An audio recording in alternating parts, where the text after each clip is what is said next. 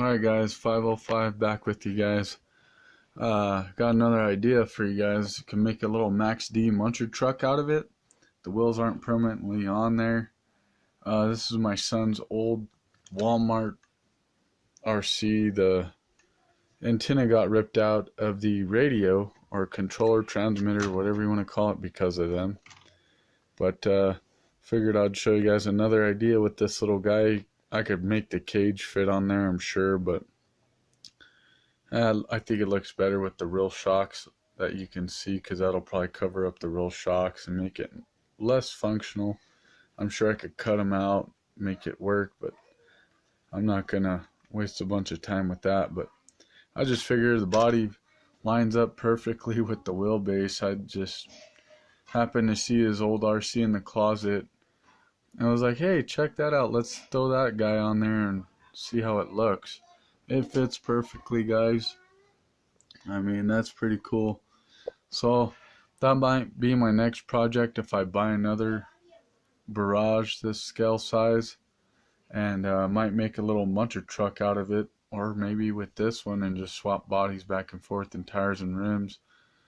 I will have to file the hexes out a little bit bigger on this. The rears have hexes, which is this one, but the fronts, they just slide over this piece of axle hub or whatever you want to call that, wheel hub, and then the rears slide into it, and it's already a hex, but it's a lot smaller than what's on the barrage.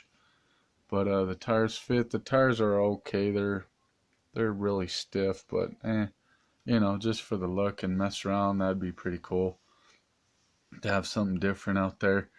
It looks like if you drilled the holes, the body post would probably line up. You could probably do a little magnet system to them or something, but or Velcro or whatever. But once they come out with more body posts, that'd be a good idea. Just do a little magnet system, buy more body posts, and then shave just the nipple part of the body post off that the body clip goes through. Just shave it flat, and then boom, do the magnets. That's how I do magnets on all my stuff. But just figure I'd show you guys this quick little update of, or idea I should say, not an update but an idea that just sprung up in my head. Of course, take that front bumper off and it'd look a lot better. But I just figured I'd spring this upon you guys. You could do this with the Max D, like this guy right here, or the little Gravedigger that they sell at Walmart, the same thing as that, and just throw the body on there, and that way you guys have a mini muncher truck if you wanted. But I'm sure if they sold more rear axles, or axles period, you could probably buy another front axle that has the turning system on it and throw it on the back, and then get a pigtail for the servo to plug into the ESC and have dual steering that way. I don't know if the ESC would handle that, but I don't see why not. I run this thing on 2S now.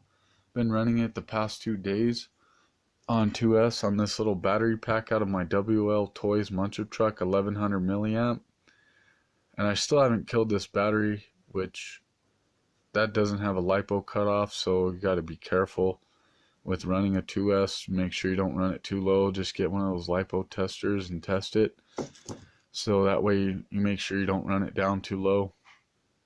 But other than that, I mean, this thing's got some power. I need to do like Shin RC and get the 10-tooth pinion and gear it down, because it's still, when it's in real bad tight spot, it once it torques up, it pops and slingshots over everything. So he did a good mod. You guys need to check out his channel on the HSP or FTX or FXT.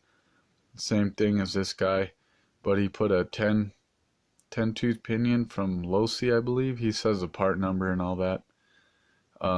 He ordered it and put it on there, and it has way more better throttle control and torque from the start, and it's not slingshotting everywhere.